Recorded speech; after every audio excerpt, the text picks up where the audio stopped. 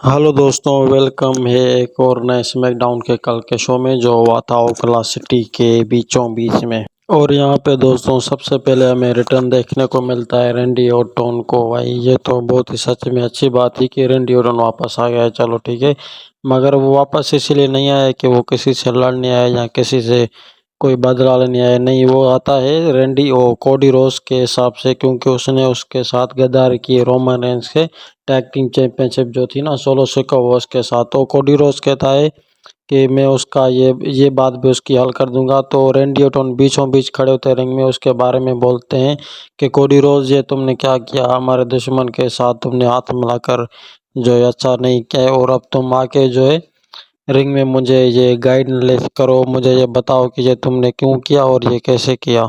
अब देखो, ये बात तो होती रहती है डब्ल्यूडब्ल्यू में कि हर बंदे को जो है ना किसी के खिलाफ जाना पड़ता है, किसी ना किसी जो रास्ते पे है उसकी मंजिल होती है। तो मुझे लगता है कि शायद कोडी रोज ने भी वही रास्ता अपनाया। और फिर क्या होता है, रैंडी ऑर्टन कहता है कि तुम आओ बीचों बीच रिंग में, ये अपना तुम मसला मेरे से हल करो, क्योंकि मैं भी जो वक्त था तुम्हारे साथ कभी भी दोस्ती की तरह रहा हूँ, फ्रेंडशिप की तरह रहा हूँ।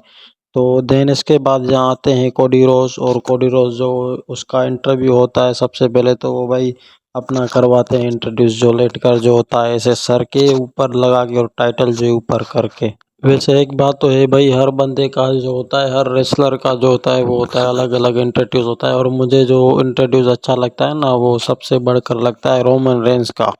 भाई वो आते हैं जो जैसे ही आते हैं ना, तो बस खामोशी से भाई वो जो है ना अपना एक फेस दिखाता है, जैसे कि मैं हूँ इस रिंग में खड़ने के लायक, इस मैच में खड़ने के लायक, इन सबको उखाड़ने के लायक हूँ मैं। ऐसा लगता है, ऐसा लगता नहीं बल्कि ऐसा वो इंट्रोड्यूस देता है अपने फेस पे रोमन रेंस, और ये सच में ऐसा है। और अब बात करते हैं दोस्तों कोडी रोज के बारे में। तो कोडी रोज कहता है कि मुझे ऐसी कोई भी भूल नहीं हुई है, और हालांकि यही मुझे एक डिसीजन जो है सही लगा था, क्योंकि मैं जो था अकेला उसका मुकाबला नहीं कर पाता था, सोलो सिकोवा जेका पार्ट 2 का, और शायद उन दोनों के जो उसके पार्टनर है टामाटोंगा लोआटोंगा।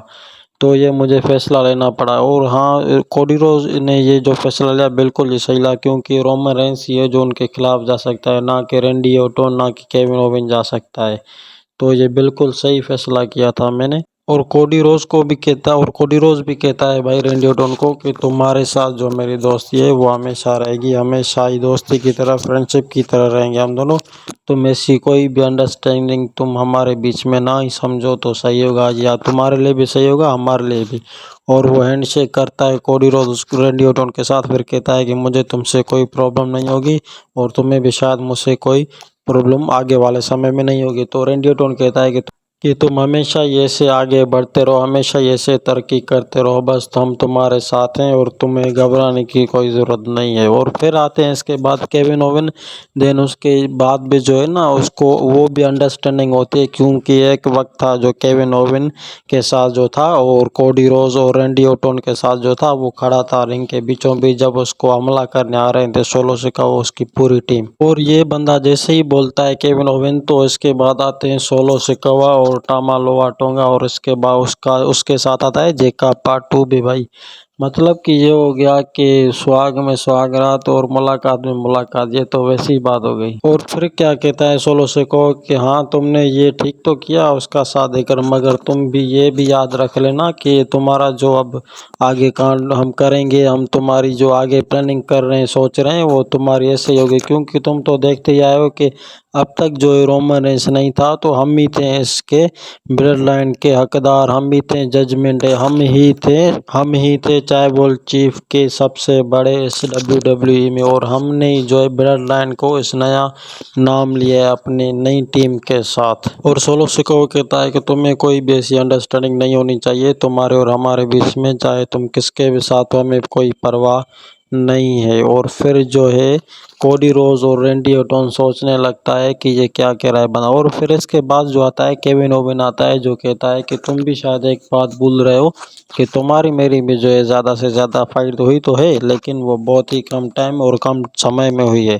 तो अब जो मैच होगी तुम्हारी सोलो सिक्का वो मेरे साथ होगी और जेका पार्ट 2 की होगी। और वो मैच होगी मैं केविन ओवन यानी कि रैंडी ऑर्टन ना कि कोडी रोड्स में। और कोडी रोड्स को केविन ओवन कहता है कि भाई अब तुम जाओ जाके आराम करो। और इसके बाद हमें दोस्तों दूसरे शो में जो मिलता है टेफनी और नाया जैक्स होती है जो अगले स्मैकडाउन की जो है ना कॉम्प्लीटेटेड के लिए थी। नाया जैक्स यहाँ पे बहुत ही गुस्से में थी क्योंकि अगले स्मैकडाउन को उसको एक बहुत ही ज़ोर की लातें और घूंसे पड़े थी, तो वो इसीलिए जो है ना उसको वो डांट रही होती है अपनी टेफनी को कि ऐसी कोई बात नहीं है, मैं तुम्हें बस समझा रही हूँ कि आगे का जो काम है तुम ठीक से संभालो, तुम ठीक करते रहो। तो देखते हैं क्या होता है। और फिर दूसरे तीसरे मोमेंट पे हमें दोस्तों देखने को मिलती है बेली और बेली के साथ नोआमी का मैच था। और ये जो मैच था दोस्तों बहुत ही अच्छे तरीके से प्रदर्शन किया गया था इस मैच का, बहुत ही अच्छे एंटरटेनमेंट से। और सबको पता था कि पब्लिक में जो है कौन जीतने वाले, क्योंकि आगे की जिसके चांसेस होते हैं जीतने के आपको तो पता ही है कि रिंग में जो होता है वही जीता है। तो ऑब्वियसली यहाँ पे बेली ही जीतने वाली थी, उसके पूरे पूरे चांसेस थे 100% आगे जाने को। उसको शायद मुझे लगता है कि अब जो है ना उसका बड़ी जो है बेड प्लस में शायद उसका फिक्स हो जाए मैच, या हो सकता है कि उसका दूसरी मैच में बड़ी में भी फिक्स हो जाए। मगर बेली जो है अब आगे चलती रहेगी ऐसे ही फिर से एक जब तक कि दूसरे टाइटल पर ना पहुंचे। और देन इसके बाद हमें देखने को मिलता है कि बेली वो मैच जो थी नोआमी से बहुत ही आसानी से जीत गई थी और नोआमी वहां से जा रही थी और बेली जो है अपना प्रदर्शन दे रही थी अपने दोस्तों अपने फैंसों को रिंग में। और फिर उसके बाद हमें देखने को मिलते हैं एले नाइट और एंड्राइड जो आगे अगले का जो स्मैकडाउन था उसमें एंड्राइड हार तो गए थे, मगर उस पे के उसकी जो थी वो फ्रेंडशिप हुई थी दोनों की आपस में। और फिर जो है कार्मेल आके जो है एले नाइट को धक्का लगाते हैं और वो ड्रम्स के बाहर जाते गिरता है और फिर कहता है एंड्राइड को तुम आ जाओ तुम्हारा और मेरा। और फिर मैच में क्या होता है कि पहली एंट्री होती है कार्मेलो की होती है, मगर इससे ये नहीं फ़र्क पड़ता कि एंट्री पहले किसकी होने वाली होती है, कार्मेलो की होने वाली होती है या एंड्राइड की होने वाली है। इसमें तो 100% 100% लग रहा था क्योंकि जो अगली फाइट उन दोनों के बीच में हुई थी कि वो किसी ना किसी के खिलाफ जाने की वजह से हुई थी कि इससे बढ़कर भाई जो है थोड़ा सा मैं आगे जाना चाहता हूँ, मगर कि वो जो एले नाइट का जो टाइटल है उसके खिलाफ अब मैं लड़ना चाहता हूँ। एंड्राइड तो उसके साथ लड़ नहीं पाया तो इसके साथ अब मैं लड़ूंगा। तो यहाँ पे जो है 100% जो फाइट मैच होती है वो होती है कार्मेलो के विन कर जाते हैं। और फिर कैसे करते हैं मैं आपको बताता हूँ।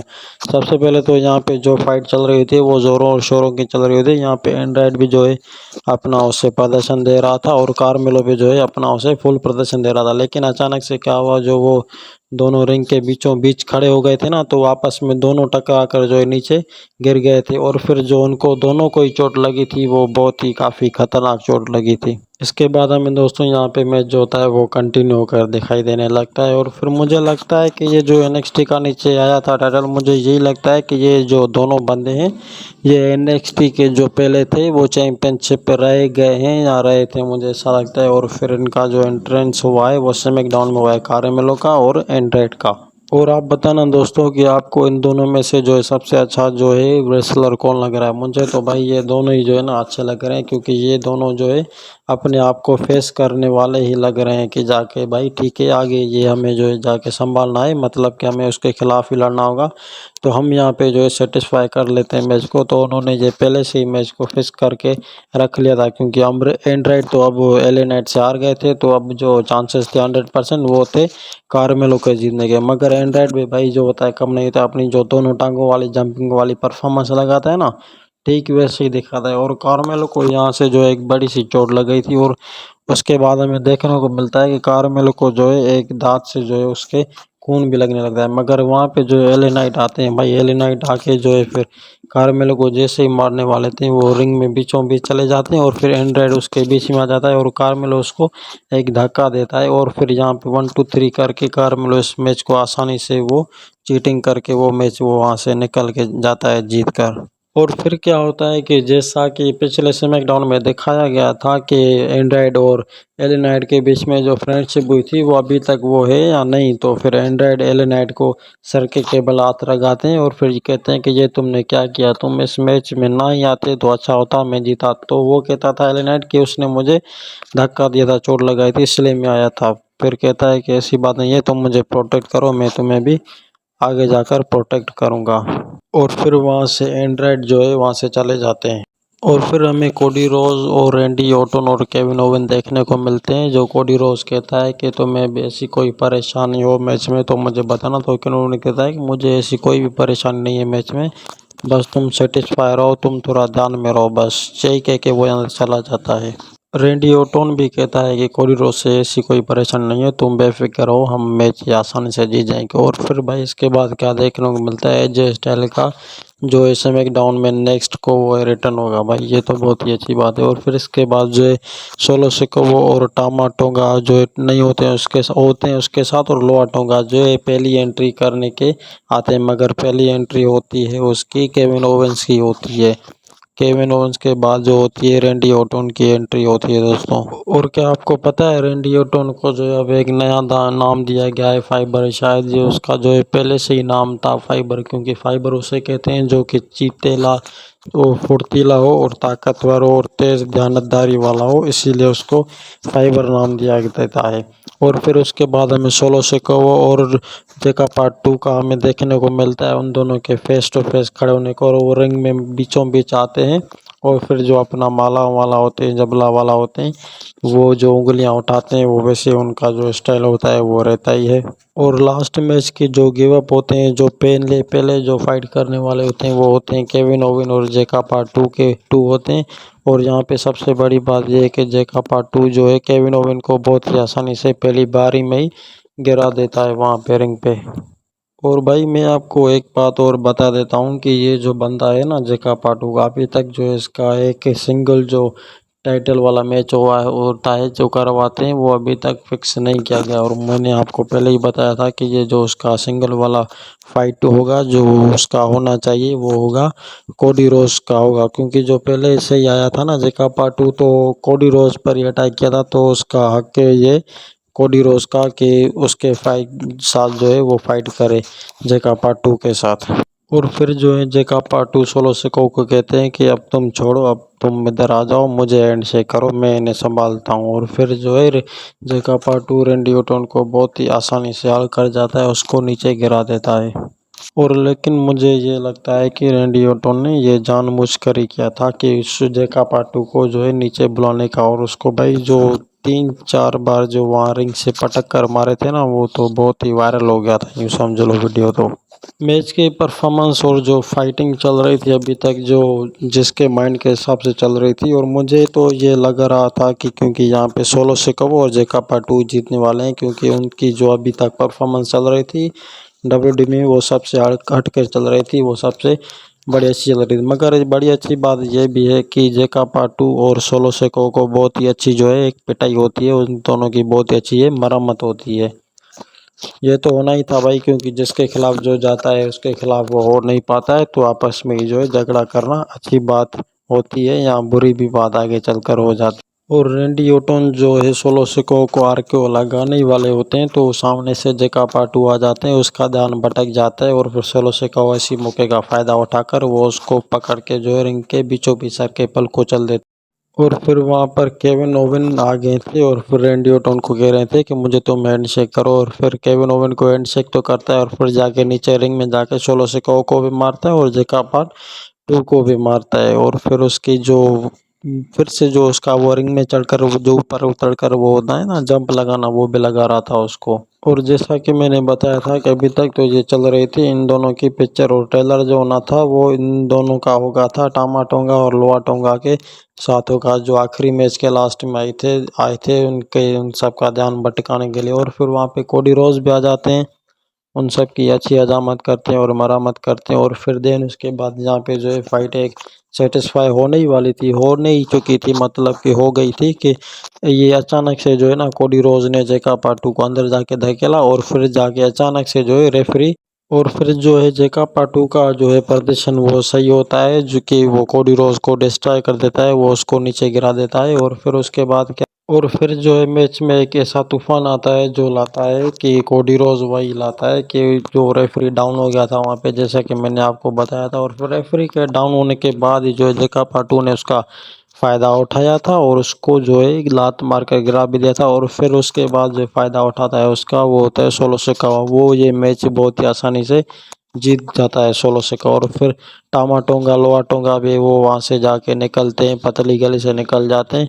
और फिर क्या होता है भाई, मैंने जो आपको कहा था ना कि पहले जो दूसरे वीडियो में कहा था कि केविन ओवन और जो कोडी रोड्स है उनका जो है मैच अभी भी एक होना है। और वो किस तरीके से होगा, वो आपस को पहले हमला करेंगे और फिर बाद में वो जो है WWE उसका मैच जो है अनाउंस करेगी। और वो कब तक करेगी, अब तक तो ऐसा कुछ हाल ही में हुआ नहीं है, क्योंकि अभी तक जो उसके बीचों बीच में वो है रेंडी ऑर्टन, जो उनका मसला जो है पूरी तरह से और ठीक अच्छी तरह से हल कर रहा है। मगर ऐसा भी हो सकता है कि रेंडी ऑर्टन जो है इन दोनों के बीचों बीच में खड़ा ना हो जाए।